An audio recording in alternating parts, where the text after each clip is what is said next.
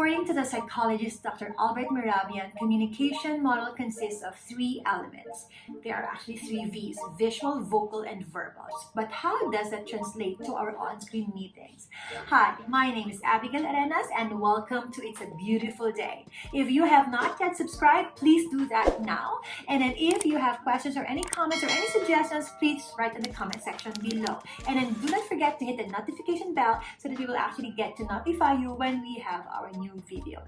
Today, we're gonna talk about communication on screen. Now, paano nga ba to? Okay, first we have to realize that there are some elements that need to be put together to create a good or best impression on screen. But they are divided into 3 parts. As mentioned, visual, and that covers about 55%. We're gonna talk more about that in a bit. Vocal, that covers about 38%.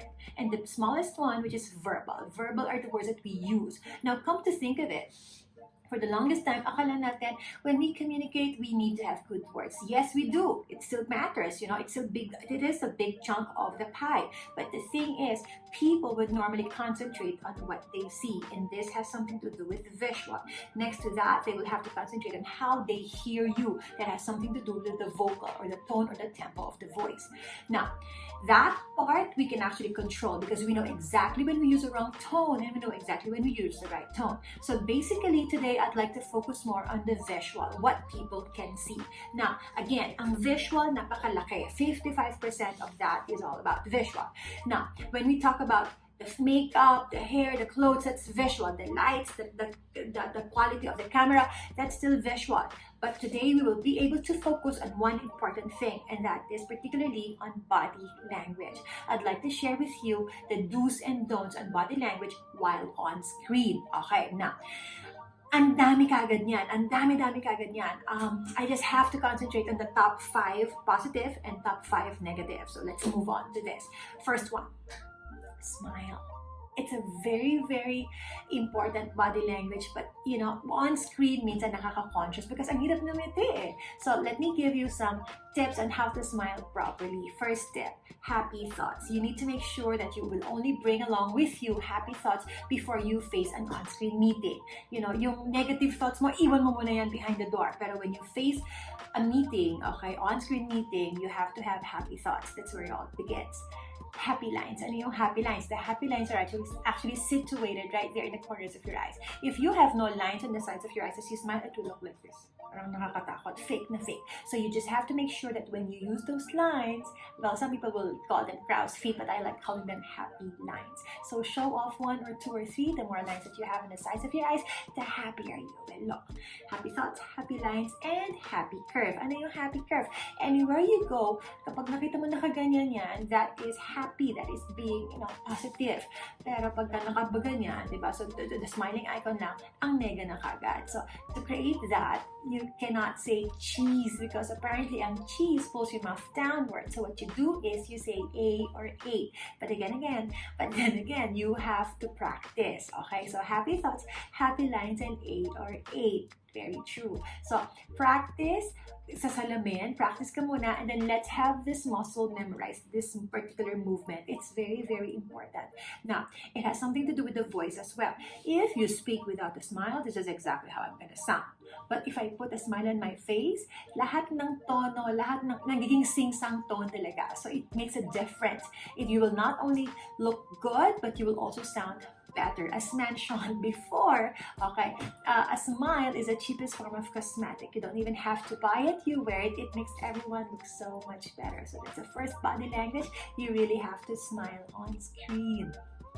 Number 2, you need to practice good posture all the time. Tingnan mo naman pag binagsak mo yung posture mo, parang yung credibility, yung professionalism, nagiging questionable. So you just have to make sure that posture will always be there, meaning both shoulders and the face nandyan parate. Okay, so hindi mawawala, hindi nakatabing ganyan. So make sure that you maintain a good posture.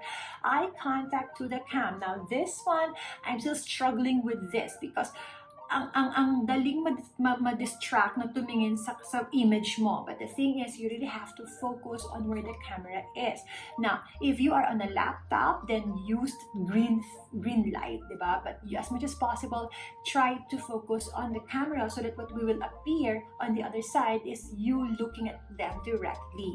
Okay? And then nod when needed. Sometimes during an on-screen meeting, you'll be muted. But as you are muted, it doesn't mean that they don't get to hear or they don't get to listen to you. So every time, kahit nakamute ka, every time na merong magandang nangyari or you are agreeing, just nod your head when needed because they can still see you. They might not hear, but they can definitely see and receive messages from you.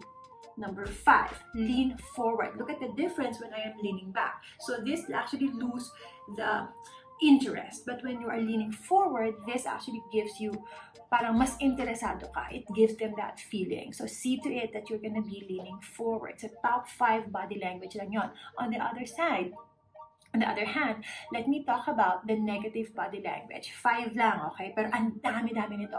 First, do not slide on the seat. Look at this. When the moment I slide on my seat, just because ang tagal ng Zoom meeting or minsan pang-4 na Zoom meeting ko na today, parang ang tamad-tamad tignan. So please make sure that we do not slide on the seat.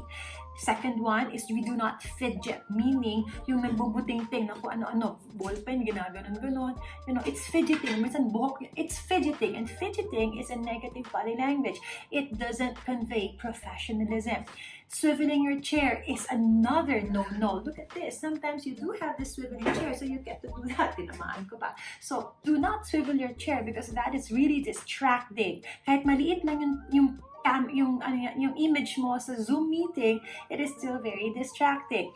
Do not constantly touch your face and mayat-maya, nahawakan yung mukha, mayat-maya, wala nang ginawa. I mean, to fix it once in a while, that's fine. But to constantly keep touching it, it's a negative body language. Finally, resting your face on hands. Look at this. I see this in a lot of Zoom meetings. People would normally go like this, but it is really, really negative.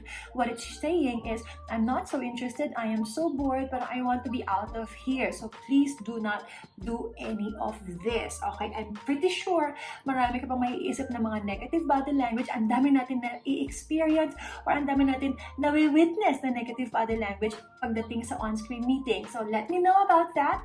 Text nyo ako, ilagay nyo sa comment so we can talk more about that. So please, if you have any suggested topics, let me know. So once again, thank you all so much for watching, and this is Abbygale saying it's a beautiful day. Thanks, bye-bye.